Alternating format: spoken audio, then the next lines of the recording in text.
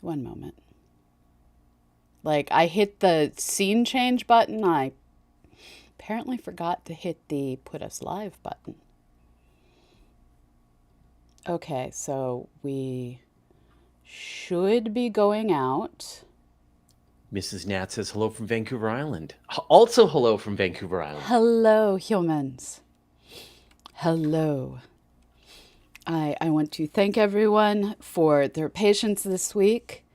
I was in New York City doing a super secret project, and due to the chaos in this country that was predicted to happen yesterday in New York City, I made it an entirely stealth trip.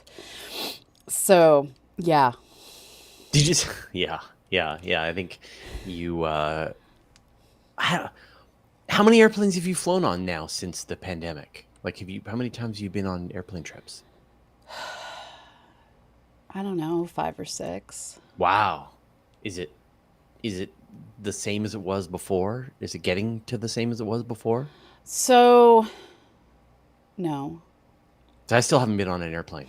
So My wife has, but I haven't. what I've been encountering is there is a lot of what they call revenge travel going on, where people who normally would go on a trip every 5 years, so you'd have them distributed out over 5 years, are all going at once. Mm. And so up until the past couple of flights, things have been utterly packed on the airplanes, and the airports continue to be way busier than I've ever seen, except for like Thanksgiving week. Yeah, I feel that need for vengeance in my heart. I do.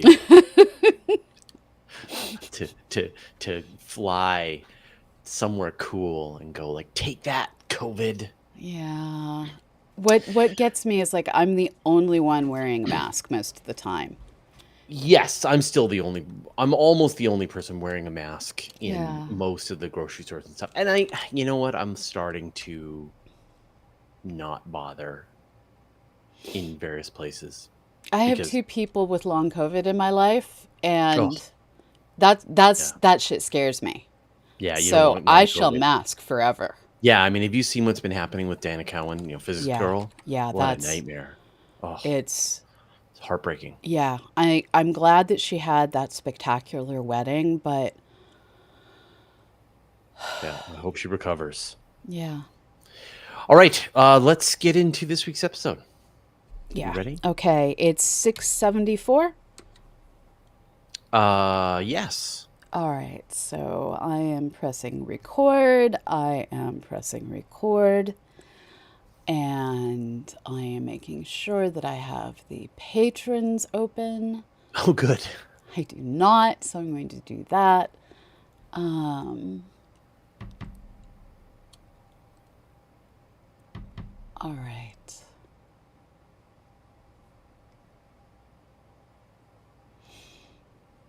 All right, we should be good to go. Okay. Here we go. Astronomy Cast, episode 674, Asteroid Early Warning Systems. Welcome to Astronomy Cast, a weekly facts-based journey through the cosmos, where we help you understand not only what we know, but how we know what we know. I'm Fraser, Cain, publisher of Universe Today. With me, as always, is Dr. Pamela, a senior scientist for the Planetary Science Institute and the director of CosmoQuest. Hey, Pamela, how you doing? I am doing well. It is attempting to be spring here. We have daffodils and mud, and apparently there's going to be baby owls, to judge by what I heard last night. It is spring. Yeah, same here. The crocuses are finally up. The tulips and daffodils are trying. So I think I can pretty safely say that spring has finally arrived, despite being about 3 weeks late. Um, so interesting anniversary for me. Tomorrow, when we're recording this, is the 24th anniversary of when I founded Universe Today. Oh, So I've been doing wow. this job as on March 23rd. I will have been doing this job for 24 years, which is kind of amazing. Universe Today can rent a car. Isn't that 25? I thought it was 24. It's Yeah, close. It can almost rent a yeah. car if it can't rent a Almost rent a car. car. Yeah, yeah. So that then that's it. That's like then I guess it could be a Canadian senator at Yeah. 35. And then I think after that, it's looking forward to retirement, I guess. So yeah, 24 years of being a space journalist, and I'm having as much fun now as I ever did. So That's thanks an everyone for following amazing along all accomplishment. these years. The asteroid apocalypse is one of those existential crises that keep astronomers up at night. But the DART mission showed us that we can push an asteroid off its trajectory if we have enough warning. Today, we'll talk about how humanity is building early warning systems to give us time to respond to a dangerous asteroid. We'll talk about it in a second, but it's time for a break. And we're back. So, didn't you feel like humanity crossed some really important milestone when we saw the results of the DART mission? Yes. Yes. And I Yeah. love that we're starting to get these animations of what Hubble saw, and we we dusted an asteroid. Right. Take that, space. For the dinosaurs. Exactly. Right. Exactly. It was Yeah. glorious. Yeah. It really was. And it was like, man, like it's hard to put into words the feeling, because a lot of times when you talk about these existential risks that face humanity, you go through this laundry list of nuclear war and climate change and population and all of this, and then you get into super volcanoes, your favorite, I know, and then asteroid impacts. And I Yeah. feel now like we're almost ready to go, whoa, we probably can get asteroid impacts under control given enough warning time, because And that's the key. that's the key.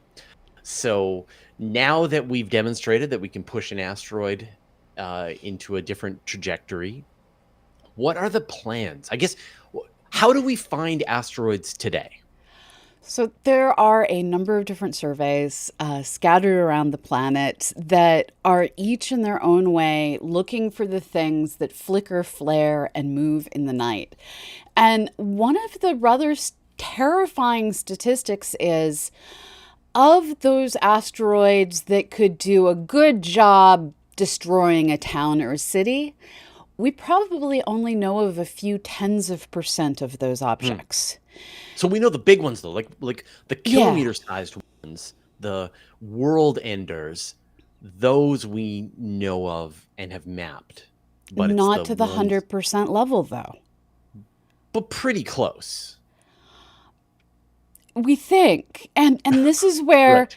where it gets frustrating, because you can have objects that are in highly elliptical orbits and are extremely dark, and if they're just on the wrong orbit synchronized with our world, we may not have found them yet. If they're extremely dark and oriented in a bad way, we may not have seen them yet. And this is one of the major justifications for the what was originally the Large Synoptic Survey Telescope. It's now Vera Rubin Observatory, and the Large Survey Through Space and Time. And that particular observatory is going to spend 10 years observing every part of the sky visible from the southern hemisphere Right. more than 800 times. And the goal is they should be able to get to at least 60% of the city killers, and hopefully 100% of the planet destroyers, the dino killers. How do we classify those? It's all about size. It's all about Yeah. energy. So Um, what is a, like when we think about the Chelyabinsk, how big was Chelyabinsk? It was like 15 meters across yeah. So and blew up in the air. So bigger what than that? when we're looking at order of 10 meters to tens of meters, if it blows up in the atmosphere or hits the ground, it's going to create shock waves, it's going to create damage, but it's not going to destroy anything other than what it directly hits. So, like, if that size asteroid hit a skyscraper, it would be a really bad day. But hitting a farmer's field, it's just going to be something that is on the news for the entire Mhm. planet for a week or so. Now, once you start getting up to hundreds of meters, it starts to be, what is the orbit? What is the trajectory that it's going to hit us with? And you start to worry about things like tidal waves. You start to worry about things like, if it blows up in the atmosphere, it's going to put a whole lot of energy into the atmosphere, and it could crater a town. And then once you get up to the kilometer size, that is like, civilization will not have a good day. Right. That is a global catastrophe. So Yeah. really anything bigger than about 50 meters across, we want to know their locations and future trajectories as far into the future as we can. Yes.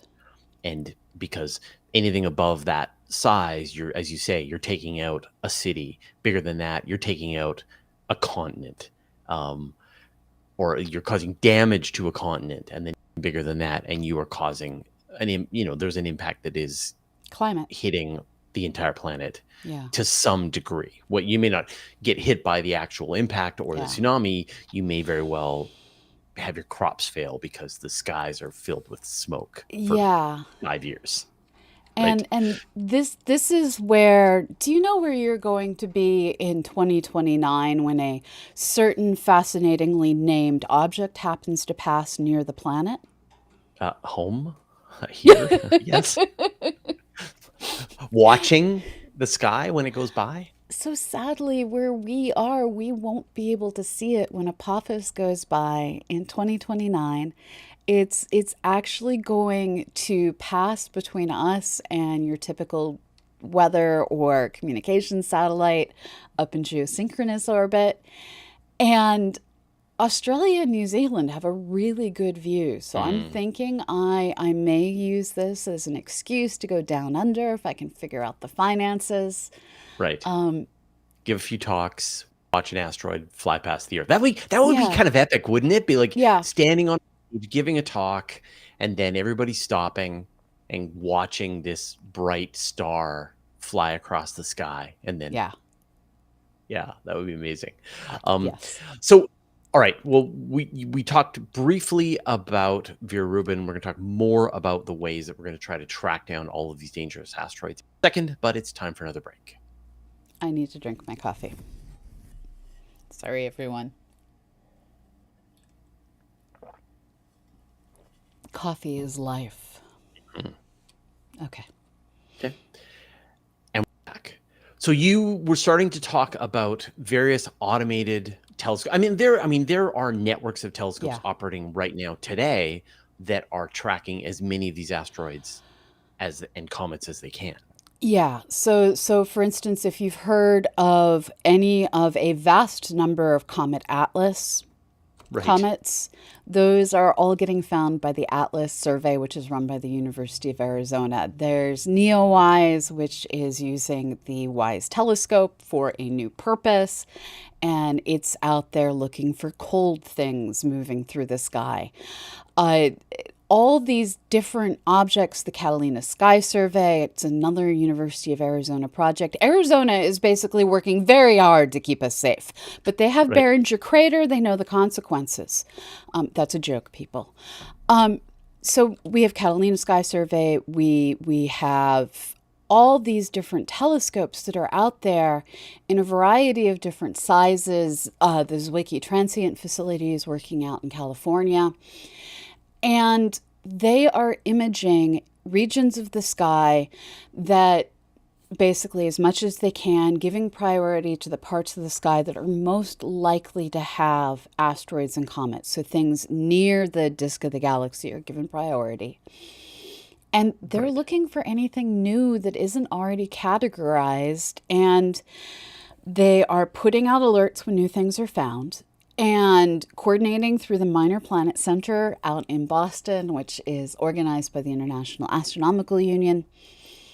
And they're working to, as quickly as they can, refine the orbits that we have for these objects, because we keep periodically finding things that when we get their initial orbit, we start by, okay, we see it moving like this. Fit a circle to that, assume lots of error and then figure out over time what is within range of all that error. And as we get more and more observations, that change in velocity across the sky that we see corresponds to our own motion and the asteroid's motion.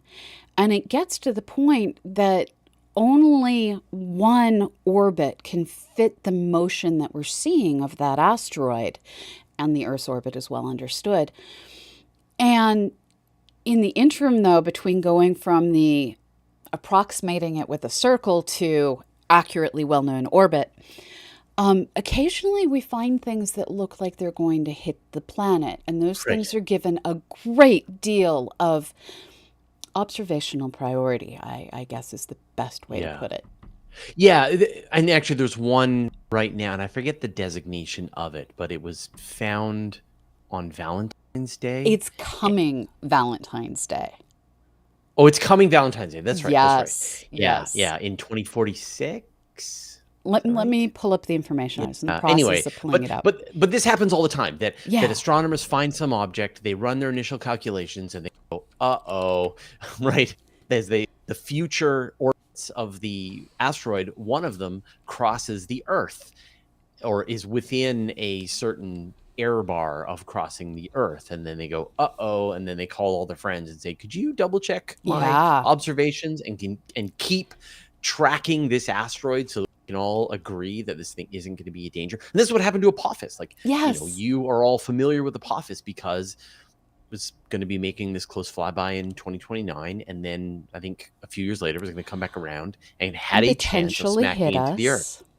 And now that chance has been dropped to zero, that enough observations have been made that we know for sure that this asteroid is not a threat to us in the foreseeable future. But it's amazing what we're capable of finding. So the current culprit in rising to the potentially dangerous asteroid list is 2023 DW.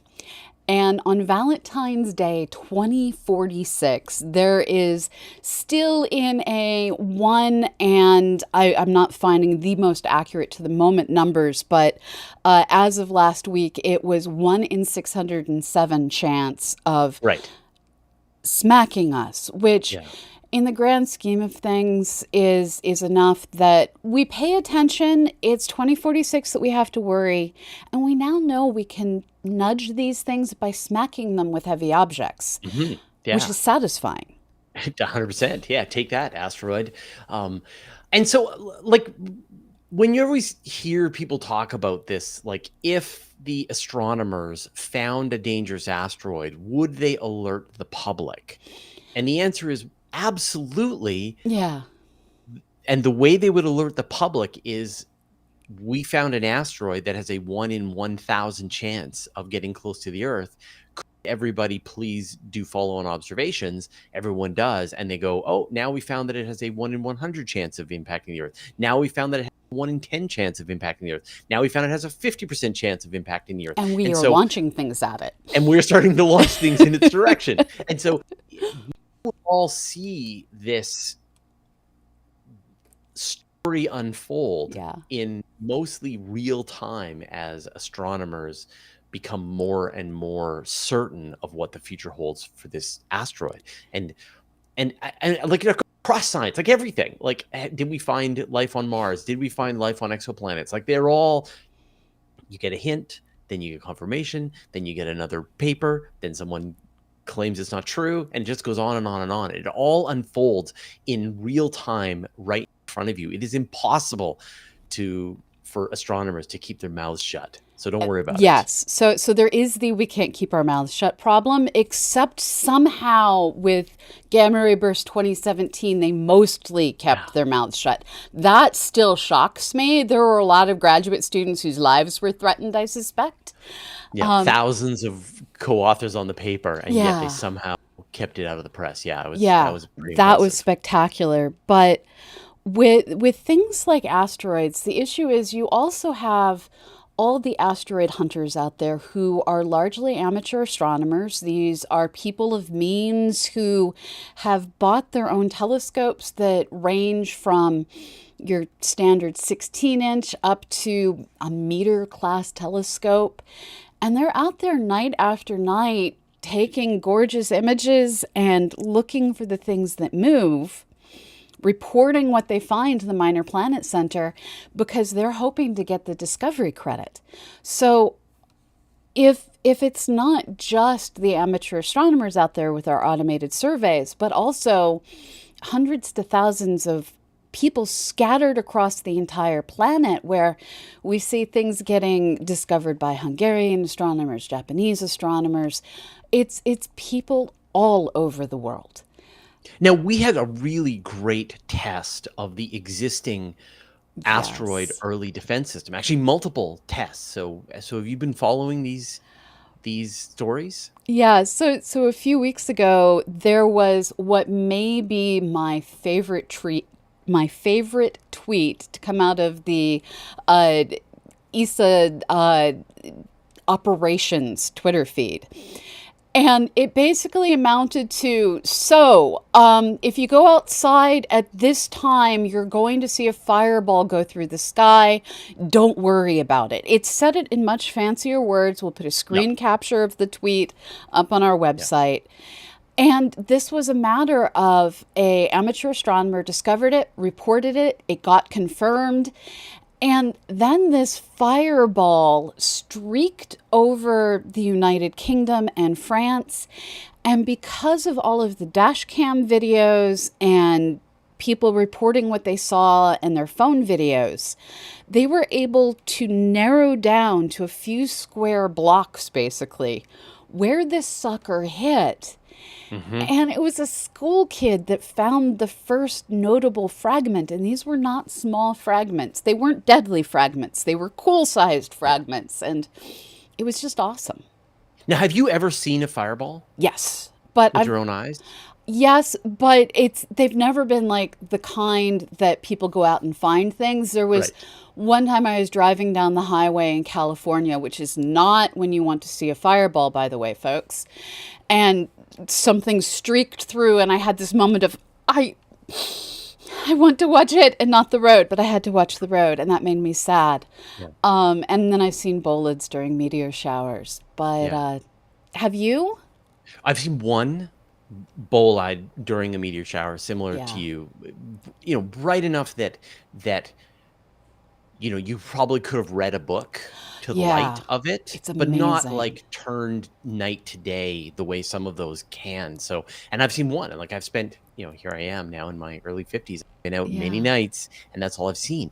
And so, like, this network exists today that astronomers around the world, as well as all of these robotic telescopes, are scanning the sky Mm-hmm. constantly, looking for anything. They are, as soon as they make an observation, they are providing info into this common database, and people are doing confirmation views, are reporting them to each other. They are then announcing to the Mm-hmm. public when and where one of these objects is going to strike the atmosphere, to the level, and this is the part that just blows my mind, that you can stay on top of these alerts and go, hey, honey, do you want to go see a fireball explode in Yeah. the atmosphere? That should be fun.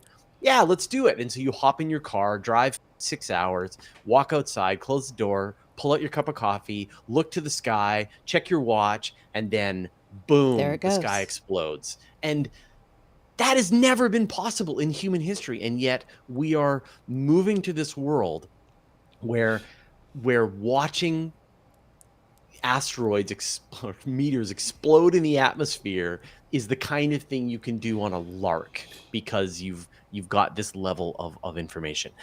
It's crazy, and yet entirely feasible at this point. All right, we're going to talk about what the future holds for detecting asteroids in a second, but it's time for another break. And I need to drink coffee. Those owls, people, and then raccoons. Spring in the country is not quiet. This coffee is required. And we're back. So this is all great, but we have some blind spots, and NASA and the European Space Agency are looking to fix these. So most of the surveys that I've mentioned so far, Catalina, the Zwicky Transient Facility, these are northern hemisphere facilities, or at least a lot of our facilities are northern hemisphere, and Hawaii, which is northern hemisphere, but can get a lot of the southern hemisphere. What we don't have is anything of the meter class and larger southern hemisphere dedicated to doing that night after night after night that we need. And this is where the Vera Rubin Observatory and its survey of space and time, well, asteroids are moving through space and time, and with its capacity to catch things moving and changing in brightness, it should be able to catch asteroids of sizes that we haven't been able to regularly catch before. This is a many meter telescope that's going to be sensitive down to 24th magnitude and fainter, depending on what filter you're using. And it's going to find, I've heard, like 90% of the dangerous asteroids that are out there. Just within a couple of years, it will just that's within its area. It'll nail them down.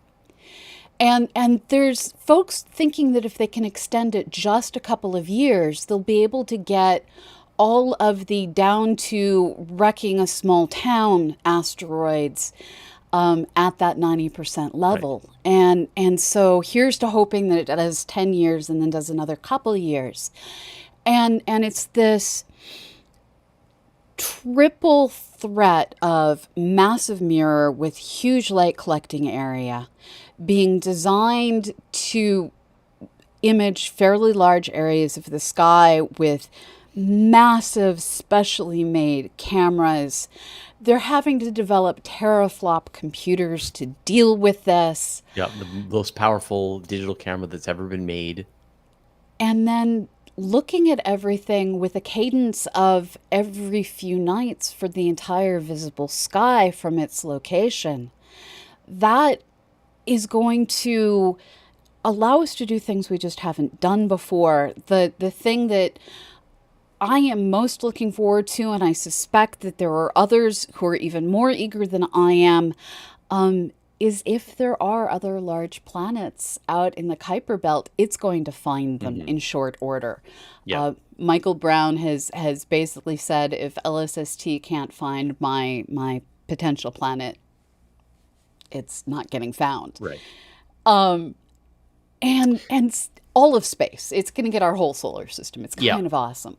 You know, now we don't have time for me to observe that you have been talking about a telescope that doesn't exist yet, because we have to move on to some other telescopes that exist yet, but I think are important for us to talk about. It doesn't have to be launched. It's not going to potentially blow up on launch. Your rules make no sense to me. But NASA is working on the NEO Surveyor. The European Space Agency is working on its version, and hopefully within a couple of years, we should have space-based telescopes that deal with one of the big blind spots of these ground-based observatories, which is seeing stuff that's close to the sun. Yeah, and this is one of the most terrifying things, actually, because the things that are going to be most dangerous are going to have orbits where they aren't moving around the sun with us. So if we're going around and around the sun and something has a slightly elliptical orbit and it catches up with us, or something is in front of us and we plow into it, the velocity difference is going to be a bad day, but it's not as catastrophic. Now, if instead we're going around the sun and something else is like, I shall cut very, very close to the sun and essentially approach our orbit at a right angle, it's going to, first of all, not get readily noticed because we don't point telescopes near the sun, because the telescopes don't behave well in those conditions. Right, they catch on fire. they catch other things on fire. Yeah, exactly. Yeah, yeah. um, and and then the difference in velocities is just going to make the transfer of energy from that asteroid to our Earth a little bit worse than we might like. By which I mean it's really bad. It's Yeah. really those are the ones that are going to get us if anything gets us. And so we've got two missions that are going to be launched in the next couple of years. One, as I mentioned, Neo Surveyor. I forget the name of the European Space Agency's one. Two are going to work in tandem, Hmm. fly to various Lagrange points, and observe in infrared Yes. these objects, and asteroids are the perfect target to detect in infrared that they can then do follow-up observations. And so when you think about that future, we will have Vera Rubin, we will have multiple space telescopes searching for asteroids. We will pretty confidently know the location and future trajectory of effectively every dangerous asteroid that is out there in the solar system, which is like, if you have a big list of existential risks, you can literally just scratch this one off. We just need to make it like 15 more years. Just Yeah. 15 more years. Yeah. And so, like, if the robots will let us get there, if climate change will let us make it, then Yeah. we'll be able to knock that existential risk off of the list. And it's going to be machine learning algorithms that are finding them and figuring out the orbits for us. And that's just kind of awesome. We are going to be protected by the machines. Perfect. Thanks, machines. And thanks, Pamela. Thank you, Fraser. And thank you, everyone out there who is part of making our show possible. We sadly don't have time to thank all of you by name, but this week we are going to continue our journey through. We have different tiers on Patreon, and there are tiers where you get your name read. So this week, I would like to thank Scott Cohn, Kimberly Reich, Daniel Loosely, Marco Iarasa, Matthew Horstman, DFM, Jeff Wilson, Gregory Singleton, Philippe Walker, Tim Garish, Matthias Hayden, Claudia Mastriani, Justin Proctor, Tim McMacken, Kansaya Pienflienko, Disastrina Cooper, Janelle, aka Veronica Cure, Benjamin Mueller, Omar Del Riviero, Jay Alexanderson, Iran Zegrev, Kenneth Ryan, Don Mundis, Michelle Cullen, Dean McDaniel, Paul D. Disney, Scott Briggs, Ninja Nick, Shersam, Michael Regan, Peter, Matt Rucker, Jim McGahan, Frodo Tannenbaum, Father Prax, Brent Nearnop, Philip Grand, Ontasaur, Bruce Amazine, Michael Stephen, Raznak, Dwight Ilk, and Szymanski. And to our patrons, we offer you shows with no ads. So check it out if you want to escape the ads and help us support all the people behind the scenes that keep our website up, that edit our audio and video. And it's not just Fraser and I. We just show up and record. It's other people who make this happen, and you let us pay them. Thank you. Thanks, everyone. We'll see you next week. Bye-bye. And then they saved.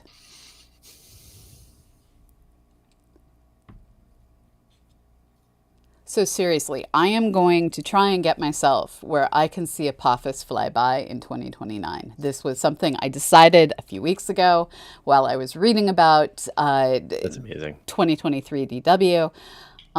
It just seems like the right thing to plan to do. Yeah. You're the right person to do it. I don't know about that. I just know I want to do it.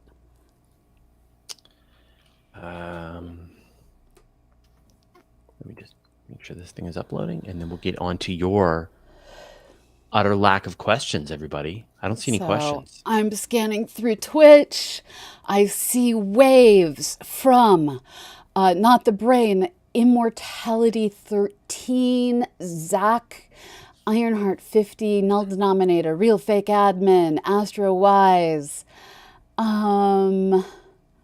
Keeper, as always, is keeping us safe as he mods away the evildoers. I love our mods. Thank you, mods. You're the best.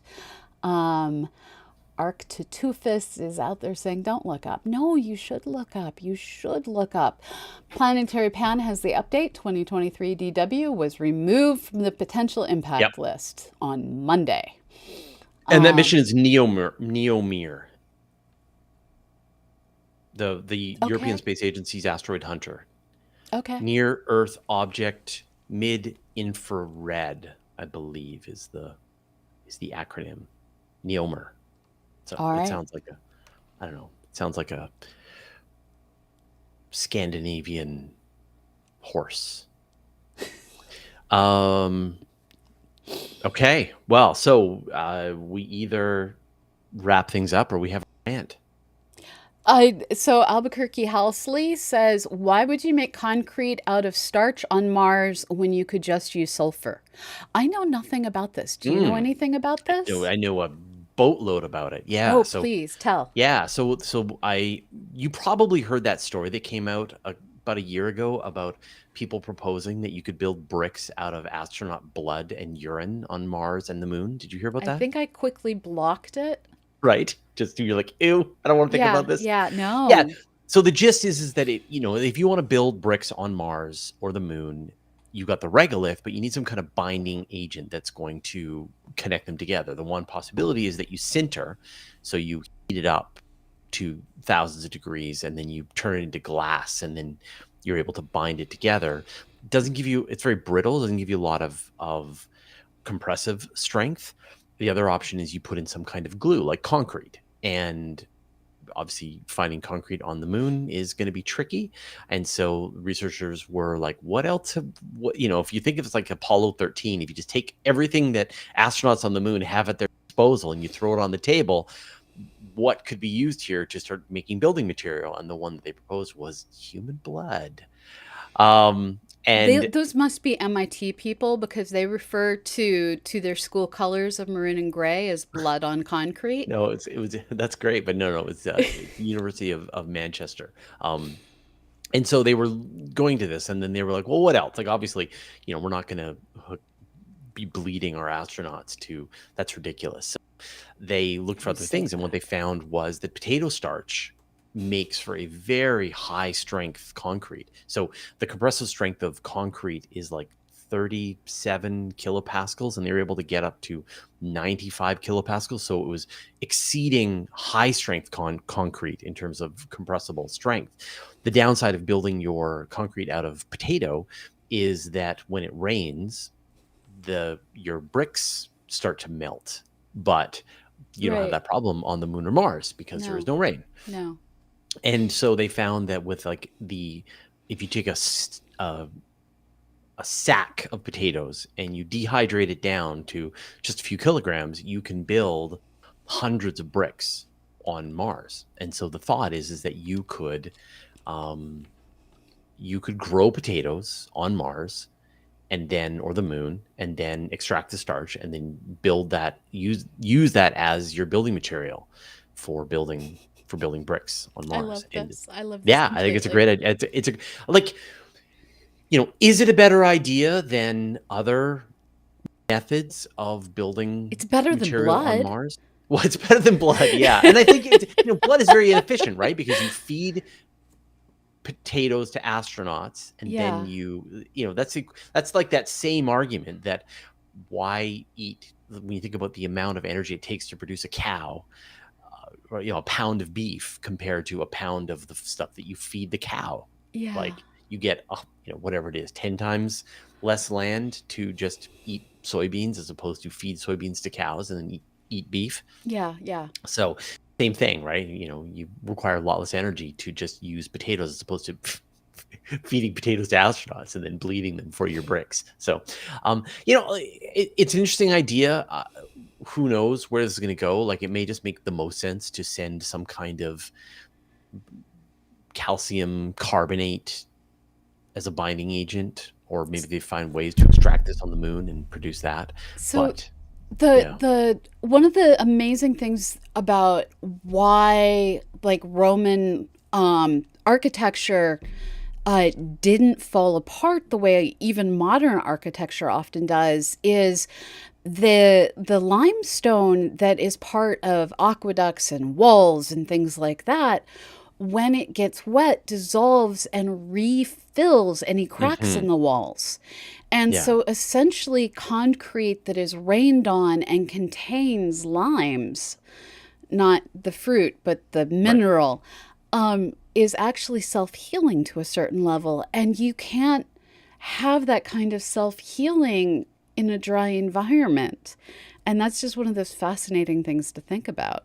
Yeah, there was another interview that I did where a woman was working out ways that you can grow cyanobacteria and fungus to become the binding agent of regolith. That's And cool. so you would have this bioreactor, you would put in the regolith, you would start feeding the bacteria fungal cultures, and they Yeah. would form this mycelium network throughout the brick. And then you would pull the brick out of the bioreactor and stack it outside, and all of the life would go into torpor. And then you'd have a brick, and it would have high compressive strength. And then if at some point you had damage to your brick, you just pull the brick, put it back into the bioreactor, turn it back on again. All of your cyanobacteria would wake up and get back to work and repair the brick. That's So cool. it's a really cool idea. But anyway, so I did an interview with the researcher who worked on this. I put it live on my channel like 2 hours ago, so I'm sure that's what they're referencing. I don't think I answered their question though. Can you hit me with Let their me question let one me more go time? back and find that Yeah. again. Um,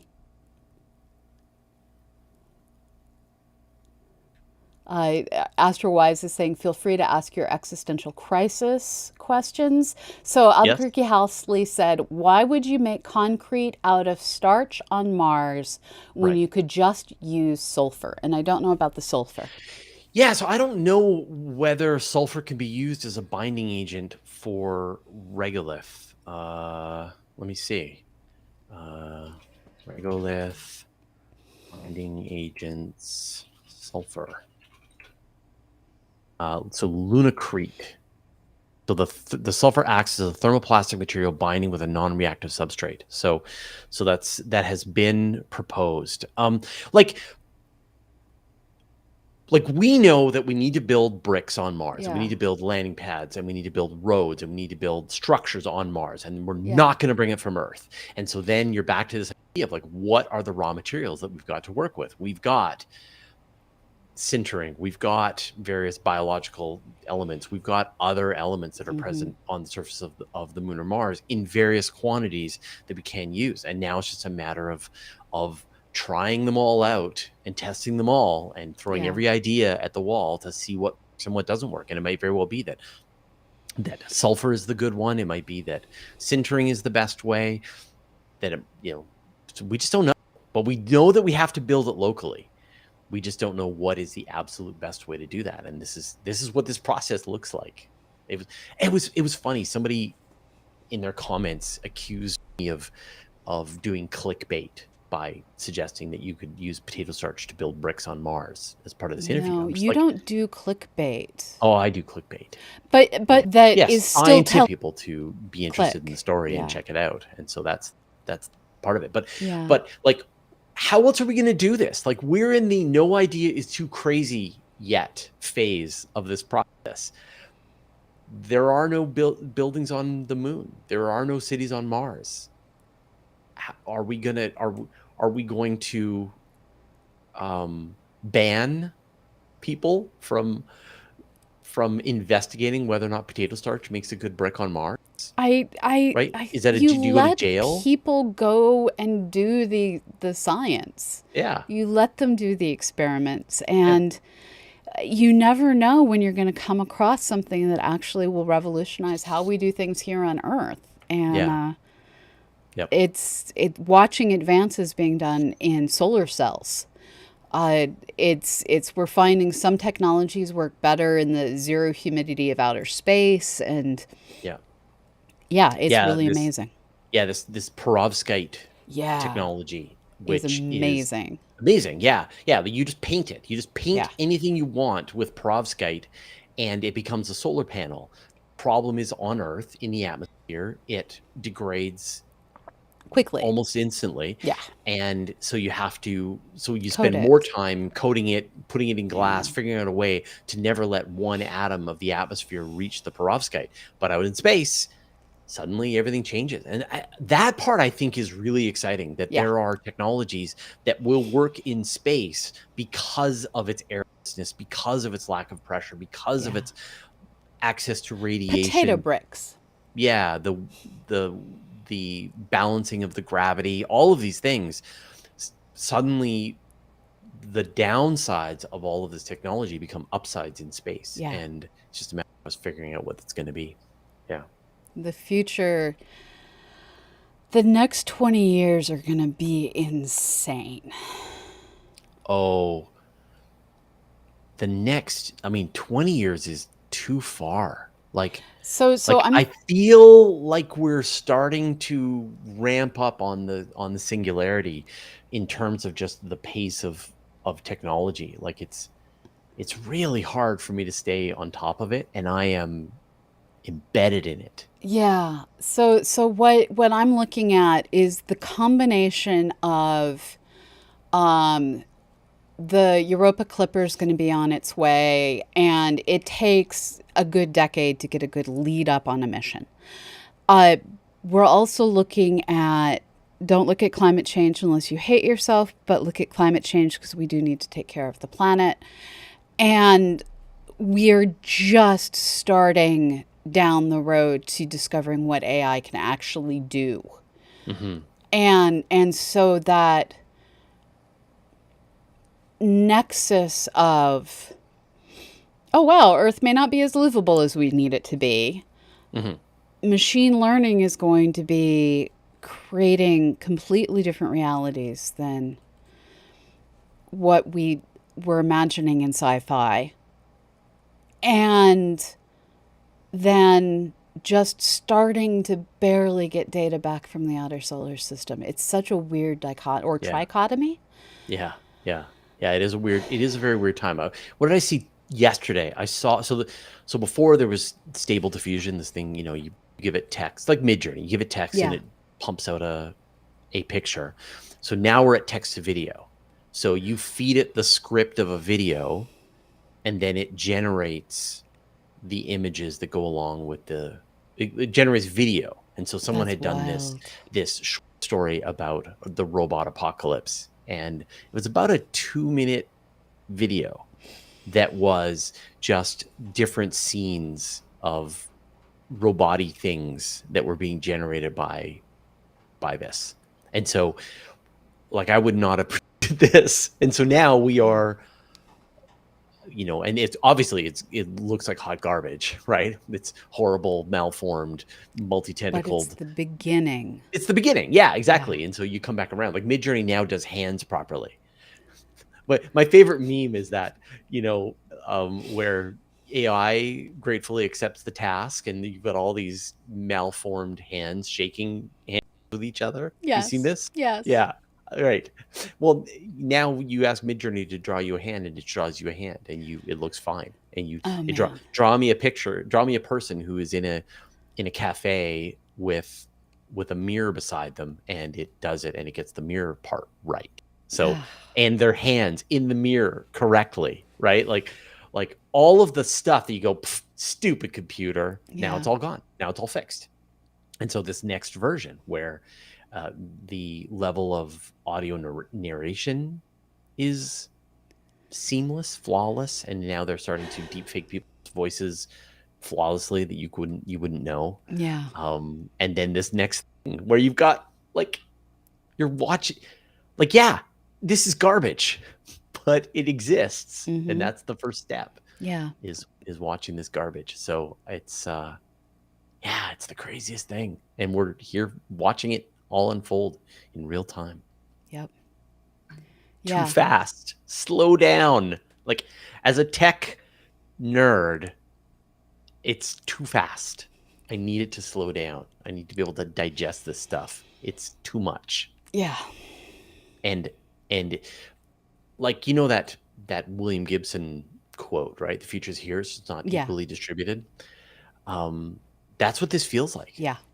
Like, I've been using, I don't know, like the Chat GPT API to do what would have been impossible text manipulation, um, and wasn't worth our time. Yeah. Like, I'll just give you an example, like um, going back through one of my scripts and pulling out all of the tags that we can Yeah. then use to feed into YouTube. It's such a pain. I don't Yeah. bother. Who cares? But now I Chat go, GPT. ChatGPT, read through the script and pull it all. Give me 100 tags or 30 tags or Oh, whatever, and then it just does it.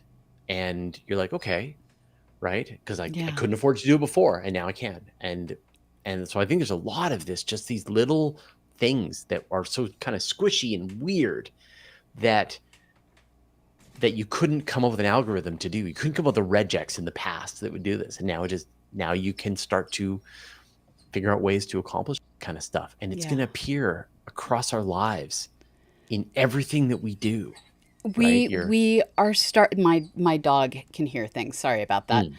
Mm, We are approaching the Fifth Element or Blade Runner style advertisements that are mm, specifically tuned toward mm. us. Yep. All the geo-tracking that's out there. I'm It's I'm for it. And like, I know a lot of people are like, "Oh, I don't want ads to be customized to me." I'm like, the one I don't like is, have you encountered you're near somebody else and so the kinds of things they were looking up, your phone starts giving mhm, you? yep.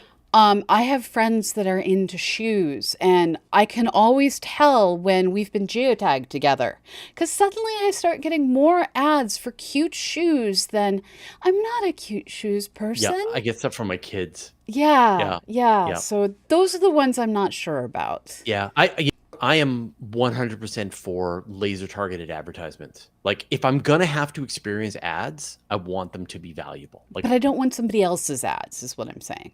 well, only if they're valuable, So right? far they've Like, failed. So far yeah, oh, they've for sure. failed. Yeah. But if I can, I pay for the services that let me remove ads. Like, I pay for Yes.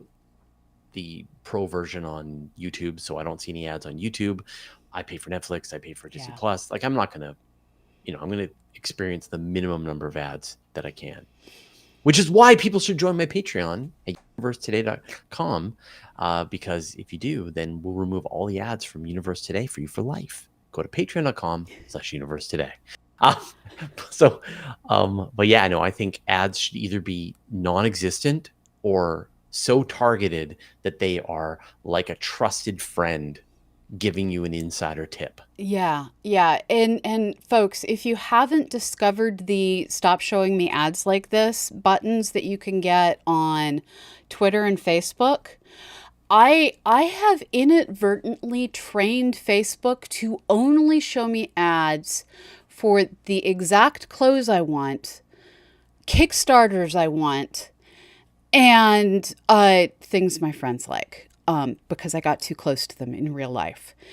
And I have ended up joining Kickstarters I probably wouldn't have found otherwise and would have regretted not finding otherwise for comic books and role playing games and things like that. So it may be dangerous to your pocketbook, but you will at least enjoy the experience. Right. Yeah. I think that's the problem. Like, I think we hate bad ads. Yeah.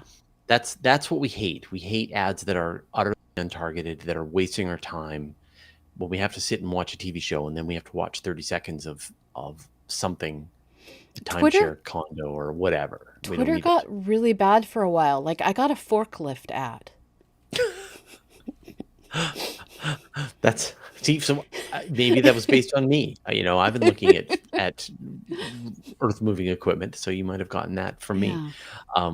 But yeah. And so I think we'll get there. I think we'll get to this place where either every service you can just pay to have no ads, or you will have ads that are genuinely valuable to you. Yeah. That you've got this artificial intelligent agent that is going, nope, rejected, nope, Fraser's not going to like that, nope, rejected. Oh, You know, it's a fruit tree sale. You Yeah. say Bulbs. with a bunch of fruit trees that Fraser doesn't have yet. Okay, I'm listening. Yep. Make your pitch, and maybe I'll have Fraser take a look at it. So I think that's the future, and so I think like a lot of the stuff, it's like someone just dumped a million Lego bricks in front of us, Yeah. and now we don't even know how to start putting it all together yet. But that's Yeah. going to come fast. All in time. Yeah, well, not in time. Like I think this time next Tomorrow year. is in time. Yeah, I guess so. Yeah, but like this time next year, we will see almost every service that you use trying to build on top of these large language AIs. models, Yeah. and it'll like. Have you seen the test Google from Bard? Yeah, that came out today or Yesterday? yesterday. Yeah. Yeah. Well, as a filthy Canadian, I'm not allowed access to it. But like, have you seen where you can take a picture of your fridge and feed that into ChatGPT, and then it will tell you what kind of recipes you could make? Yeah. Yeah. So imagine your fridge just does that, right? Your fridge takes a picture of itself, and all your cabinets take pictures of themselves, Yeah. and then they all go to work, Yeah. designing recipes for you. So like stuff that would have been too difficult and complicated in the past. John, you say you've been tagging some questions. I don't look at the questions during. I don't look at the database questions during Astronomy Cast, so I wouldn't have seen them. And looking over at what I'm seeing on Twitch, Robert Westbrook asks, will the path of 2023 DW be difficult to predict after its close approach to Earth? Not really. We're really good at figuring out how different worlds' gravities. It's just math. Computers can do that for us, And or a we can lot do of it by hand. observations. Yeah. So the thing that was missing was the observations. Yeah. Now we have them. Oh, that's right. Someone wanted to know about the comet. What are we at? 2 minutes. Okay.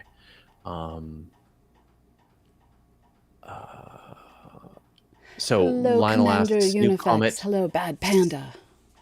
Lionel asks, new comet C 2023A3. Is this going to be the one that gives Fraser that comet viewing experience he has so long been denied? Maybe. So this is the one that's going to be coming late next year, that was discovered by the Atlas instrument and a Chinese observatory. And in theory, it should hit magnitude 0, more likely magnitude 3. Ugh. Yeah, but 0's all right. 0's all right. I was Yeah. good with the 0, and then you said 3. Yeah, 3. But 3 is visible with the Yeah. eye and will look terrific in a small, in a pair of Yeah. binoculars. So this could be the one. Hoping. I mean, the universe owes us. It owes us, and it really should start getting worried that it's going to get fired. There are if it people keeps this old up. enough to drink in the United States that have not seen a good comet. Yeah, I have thoughts. that there ought to be a law. Yeah, that they were born after Hakutake and Hale-Bopp. Yeah. Madness. Yeah. All right, we've reached the end of our hour. So thank you, everyone, for joining us on this very unusual date of Astronomy Cast. Thank you to all of the mods. Thanks, everyone, watching us both on YouTube and on Twitch. Thank you to everybody who is about to have to digest this material that we are throwing their way. We thank you in advance.